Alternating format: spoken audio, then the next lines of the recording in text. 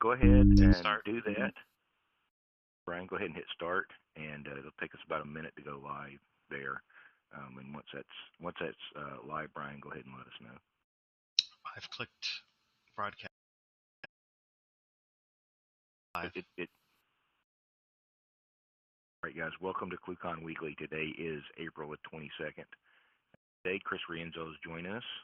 And before we get to that, just a couple of news and announcements. Kathleen has updated the week in review that's available at FreeSWITCH.org.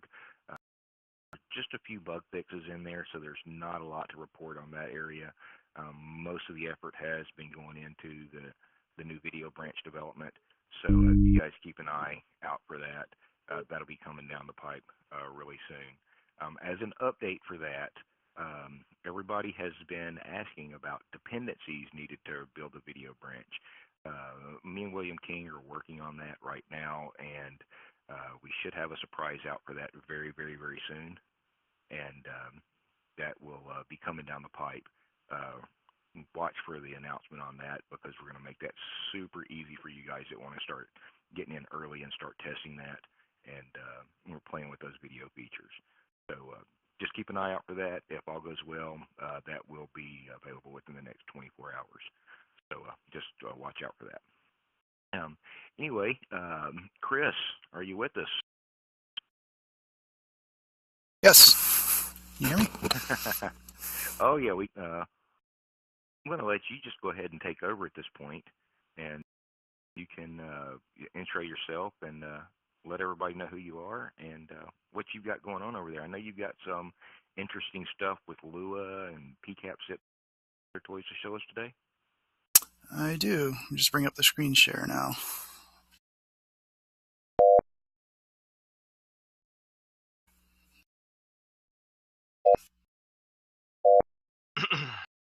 Okay, so yeah, my name is Chris Rienzo. I've been to the FreeSWITCH project since I think about 2009, and originally worked on a lot of stuff, Event Socket. But my most recent job, we've been doing a lot of stuff with Lua, so it was kind of fun to learn how to use Lua to do all sorts of cool things.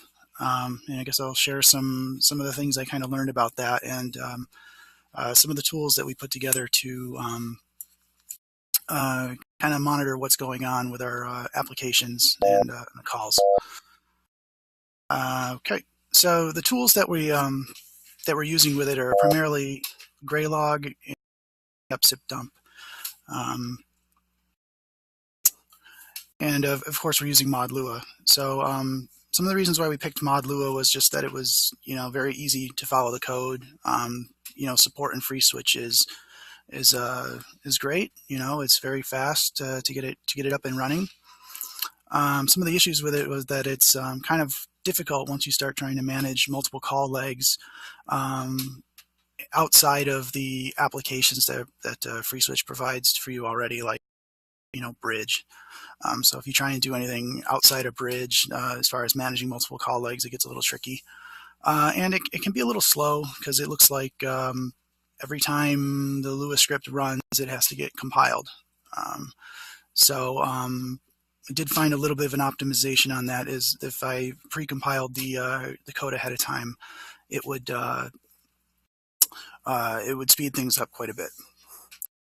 Graylog is what we're using for kind of our logging, so not all the debugs, just kind of things that are info and above. A nice thing about it is that you can add kind of user-defined fields to the logs, so you can associate like a customer ID or kind of any kind of thing that has some meaning to your business. You can put in there, and it makes it easy then to search through logs to find things associated with a particular customer. It's up of Elasticsearch, so it's very fast when you're searching it. Is all right, and you can get some decent statistics in it, and some ability to do some alerts. Send an email if something funny pops up. I added the mod Graylog 2 module to basically support adding all these user-defined fields, so that do all these cool things. And it's pretty straightforward to set up in FreeSWITCH. It's basically just, add a server IP, just tell it where to go and what minimum log level you want to send over. As far as setting up the actual Graylog servers, that's a bit more tricky. Fortunately, I didn't to do that. We had somebody else on our staff set that up. The other thing is it doesn't really, the tool is more for just kind of monitoring what's going on now. You don't really save your logs in there for the past, 6 months or anything like that. Just, but it gives you, good idea of, in the past week, what kind of things have happened. And, if you have a customer issue, you can quickly, if something that happened, the last couple days, you can pull up the logs pretty quick on that and see what's going on. And the other issue is that it is kind of tough to combine data from, if you have multiple data centers, each running its own Graylog, there's not really an easy way to combine all that data together into one set without just making the queries on each site and then doing that yourself. PCAP SIP dump is a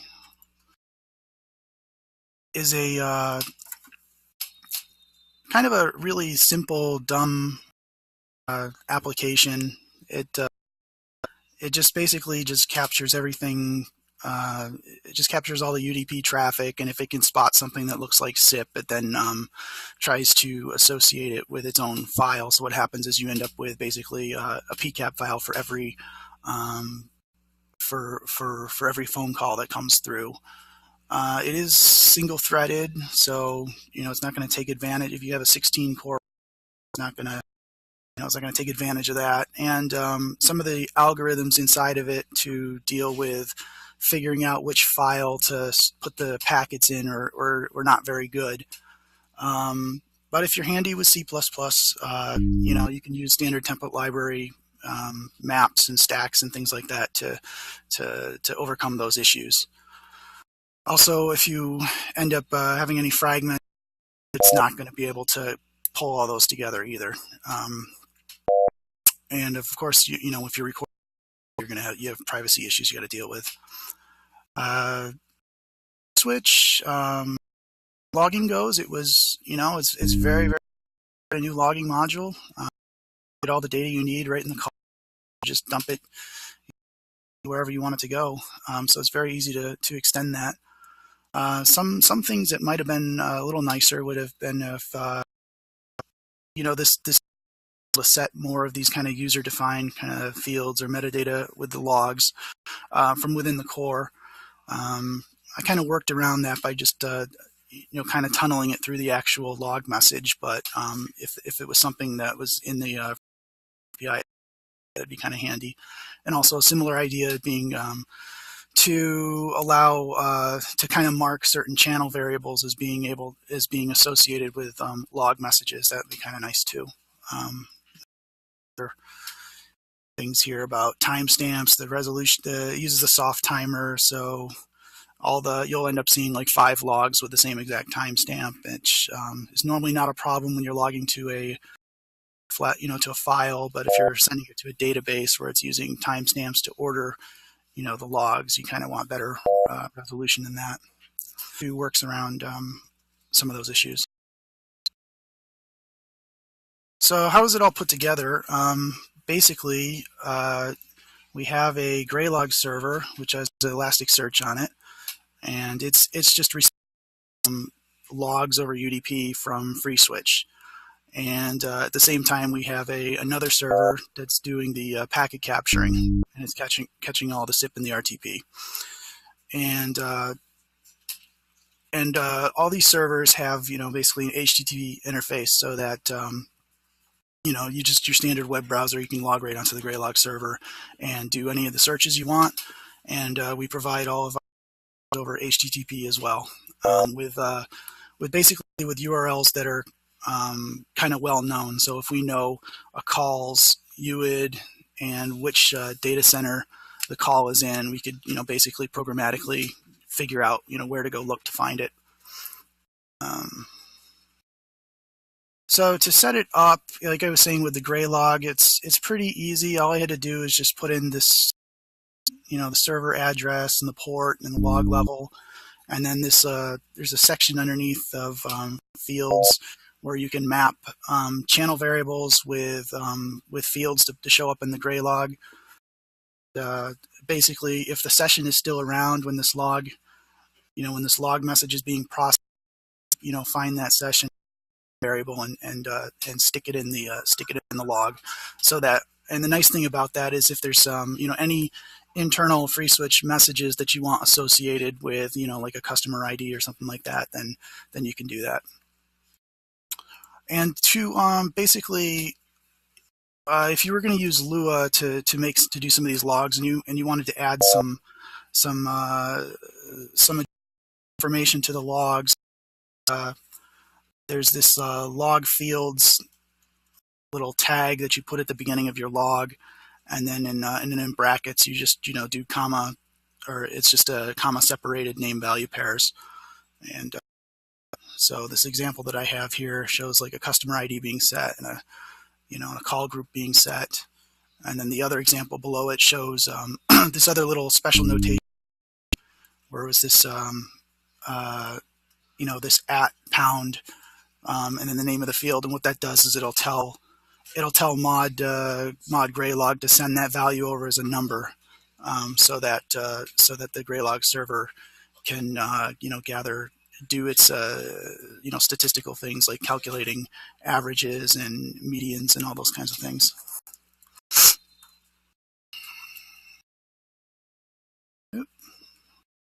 So that is kind of the basic rundown of how that works. Let me show what it does, because that's kind of boring. So what we're able to do, make a phone call.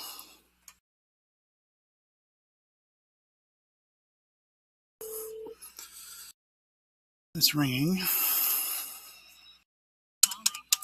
I go to an extension. I answer it.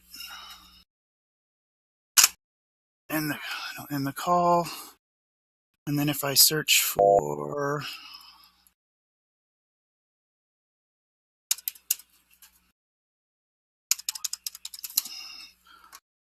give it a second for it to show up in the log. Up here. 21. Now I got to give it another second.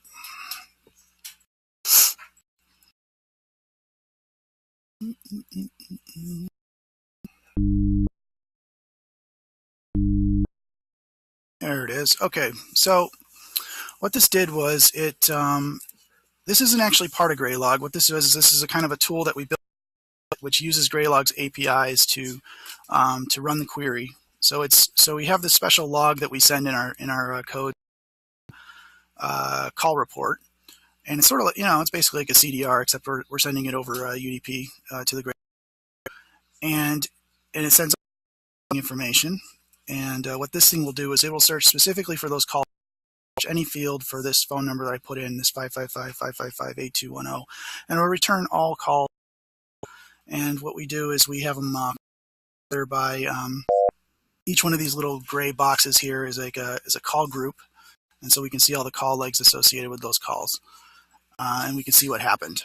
And then we have the little symbols here that if I click, it will take me right to the logs for that call, and I can see everything that happened on that call. Additionally, since the UID and the group UID and things like that were known, and the data center is known, we're also able to provide links straight to the captures for these calls.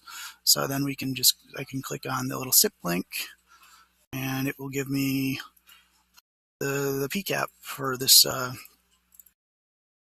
call. And then if I wanted to get the audio for it, there's another one, which generally in production we don't let people get to. And you can see it has all the RTP in it as well.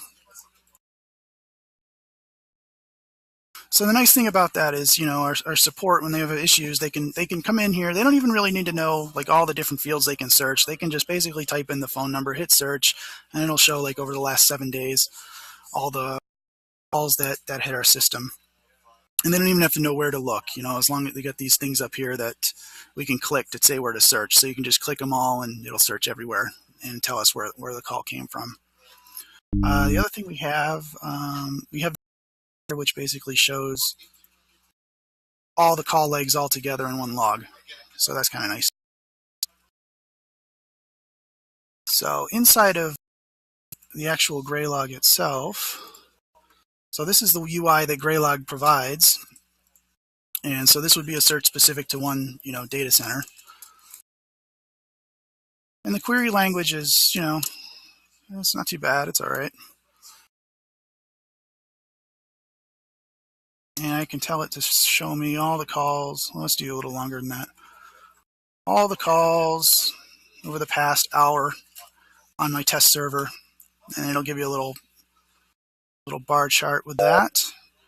And let's say I wanted to know, who's been calling. I can go into here under DNIS and click quick values, and it'll show me, what percentage of calls we got to where. Or if I wanted to look at, value statistics on the durations, I could do that as well. So, we just basically, any kind of little bit of information that we think might be interesting, we just start throwing it in there, and then we're able to quickly find out all sorts of nice stuff.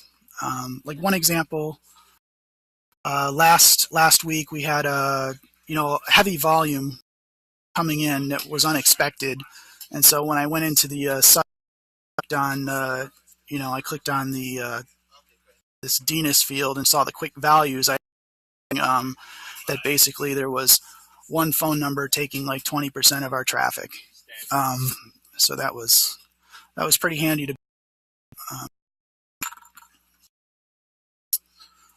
Let's see here. Yeah. The back to our search tool. So our search tool, kind of takes that same information in it, but puts it in easier for our support to deal with. But we also have other things that we can collect, like some. Let's move that for a second.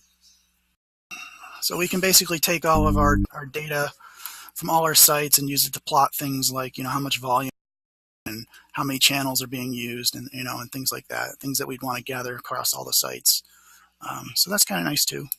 And it's a lot easier, quicker for me to turn around and add that stuff than go in and deal with Orion or some other kind of tool. So that's kind of it in a nutshell. It's just we just had to be able to do all that stuff. I don't know if anybody had out what it is we did, but I can answer anything. Press 0 to unmute to ask your question.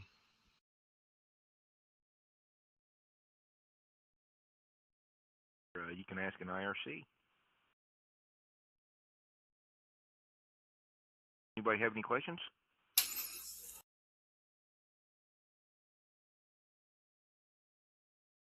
No questions for Chris, really?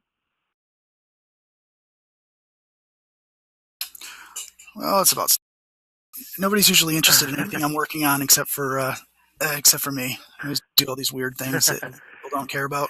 No. Yeah, so actually just somebody asked, everything that you're using there is open source, right?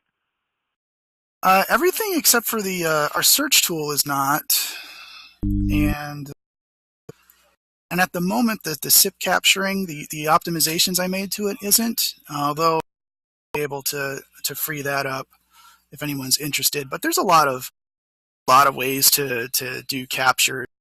And I think the basic idea I was trying to show was just that, you can, if you're doing something like Lua or whatever, you can put some things in your logs that you could easily search for, and if you're using some other kind of tool, you could be able to kind of pull it all together. So I mean, this stuff is built for our needs. But I mean, it's a good example of what you can do with some of the tools that are already out there. Yeah, It's a good example. I mean, because PCAP zip dump, that's open source. Mm-hmm.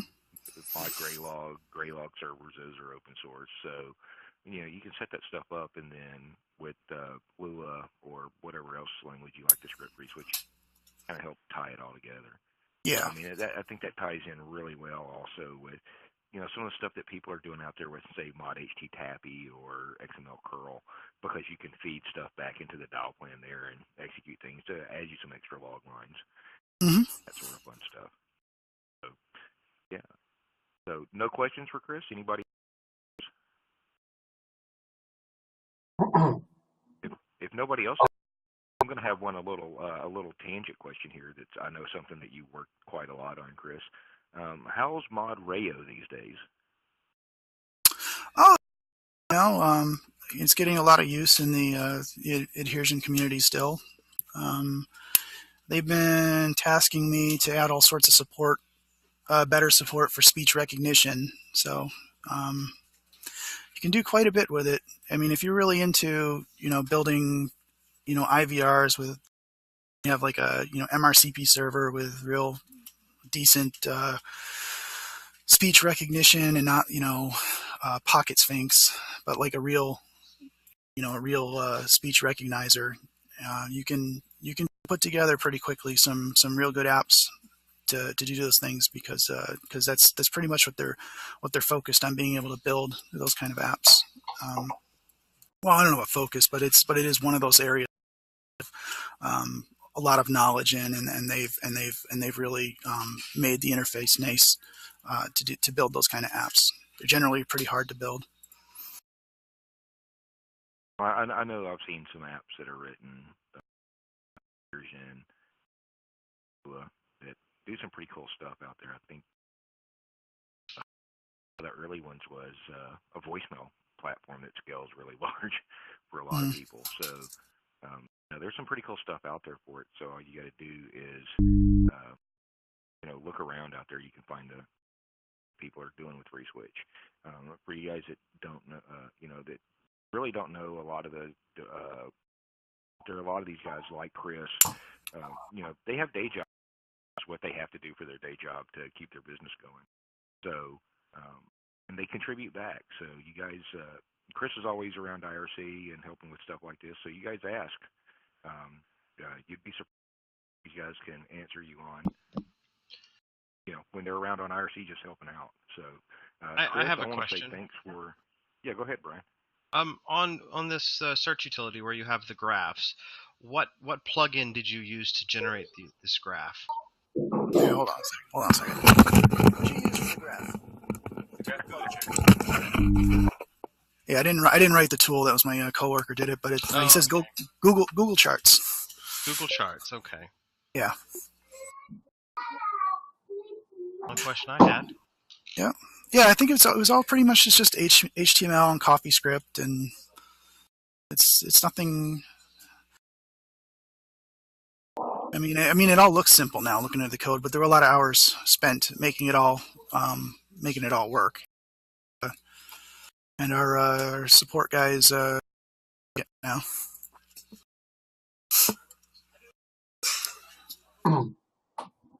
Hello?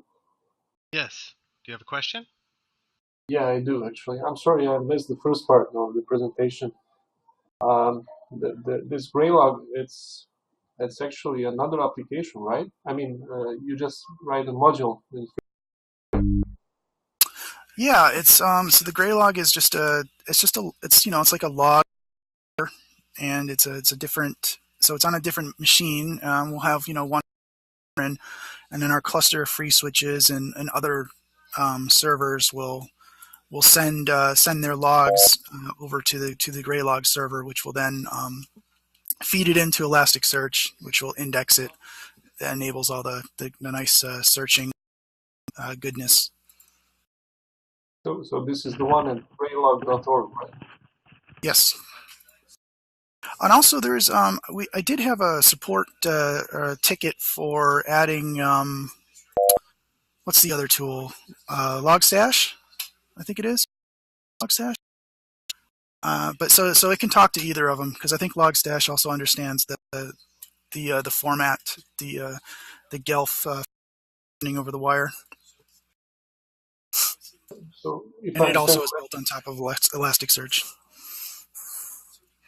so right, actually all the data coming through the server to it, right? The RTP, the SIP, everything. Huh? No, we're not doing. No, we're not sending the RTP in the SIP. That's being captured separately on a. We got like a span port somewhere that's sucking that all in, and we have this. We have a modified version of PCAP zip dump that's processing that. Mm-hmm. I think I did modify the. I actually, now that I recall, I think I did modify the Sophia stack to log the SIP messages as like a single call of like splitting it up by line. So I think that's also being fed into the gray log as well. But it's not proven to be all that useful, other than if I notice a single kind of SIP error message and I want to ask Graylog how many times have we seen this weird message over the past week. It's good for that, but not much else.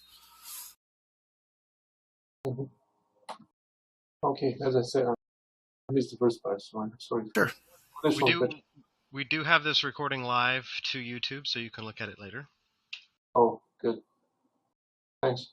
And for everybody that wants to follow it later or share it out, I did tweet that. So if you follow @FreeSWITCH on Twitter, that link is already there for anybody that wants to go grab it and share it around. And I also hang out channel, so you can always come on there and ask me, and I can answer any questions.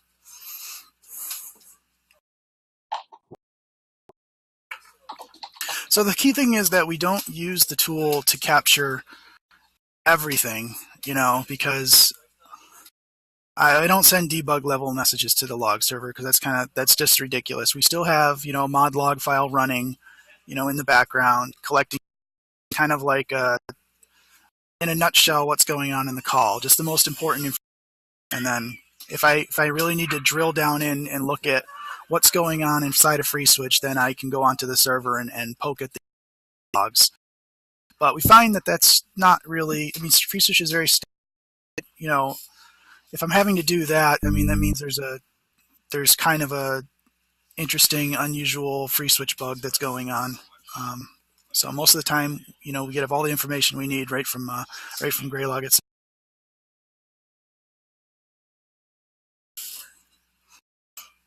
All right. Anybody else have any questions for Chris?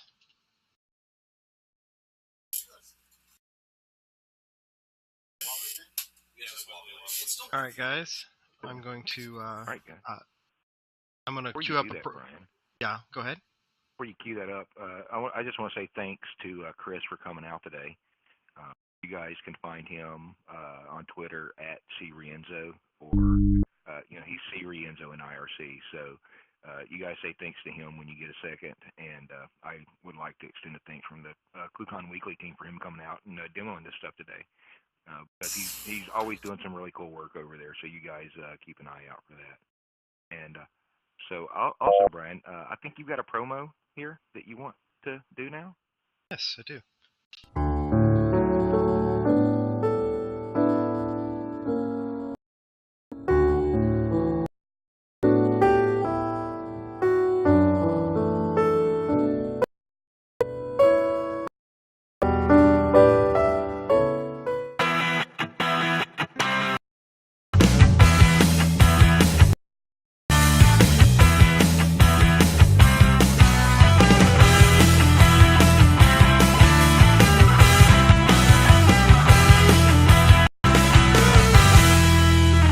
It was fantastic. It worked really well. That second demo was brilliant. So,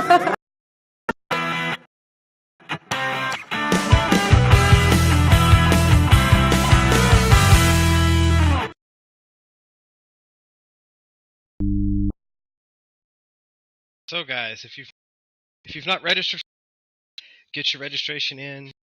Some more information coming out in scheduling information, speaker sponsors. If you have any questions whatsoever, do not hesitate to give me a call. The phone number is located on ClueCon.com, and I answer the phone, so do not hesitate. Does anybody have any questions about ClueCon this year?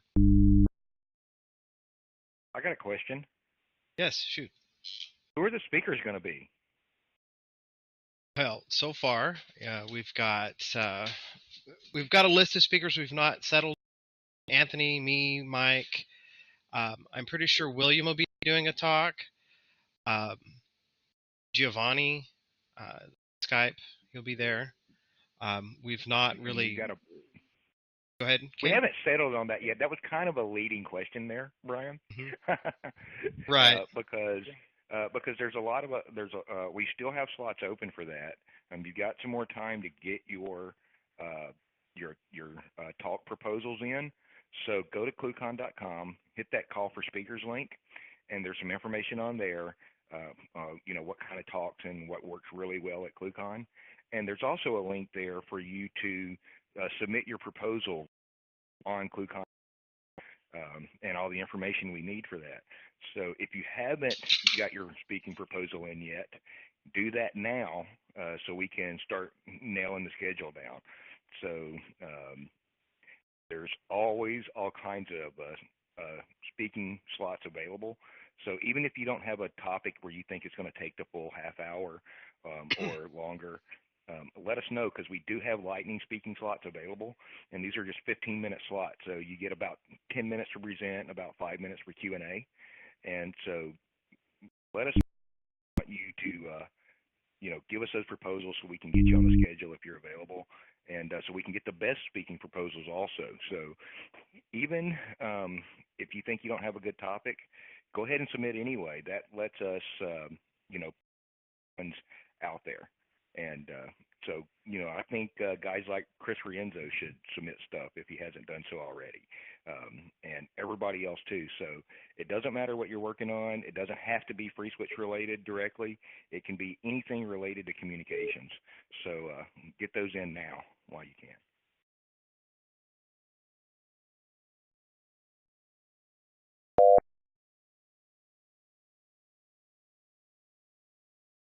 All right. Any guys?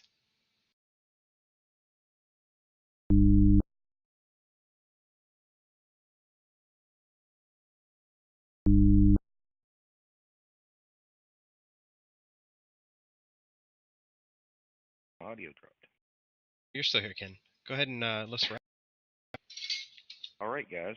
Well, we'll be back here next week, and I'm not sure what the topic will be yet, but we're working on that, and you'll see those announcements go out via Twitter. So follow us at FreeSWITCH or follow us at ClueCon for those announcements. Also, visit us on the web at freeswitch.org.